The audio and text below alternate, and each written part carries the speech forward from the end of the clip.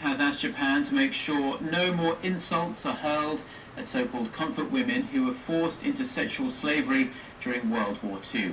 It wants the Japanese government to take all necessary measures to protect the women's rights. Our Hwang Sung-hee has the details.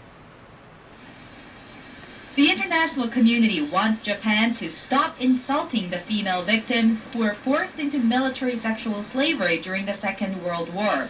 Japanese daily Asahi Shimbun reported that the United Nations Committee on Economic, Social and Cultural Rights asked the Japanese government to educate its citizens and prevent them from using hate speech and expressions disgracing the so-called comfort women. The committee expressed concerns such offensive comments may damage the economic, social and cultural rights and compensations of the women.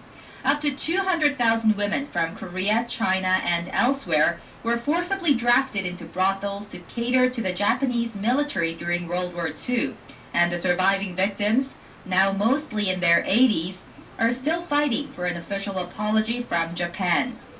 The UN request comes in response to a CD sent by a Japanese rock band to a group of Korean comfort women earlier this year. The CD contained a song calling for the death of the victims. It also referred to them as prostitutes. Although the UN request does not have any legally binding force, an international treaty on economic, social, and cultural rights obligates the Japanese government to comply to the request with sincerity. Some Japanese have been stepping up their verbal attacks on comfort women, with the latest remarks coming from outspoken Osaka Mayor Toru Hashimoto, who said they were a necessary part of the war. The Japanese government's unwillingness to take responsibility for its past wrongdoings has always been an extremely sensitive issue in Korea and China.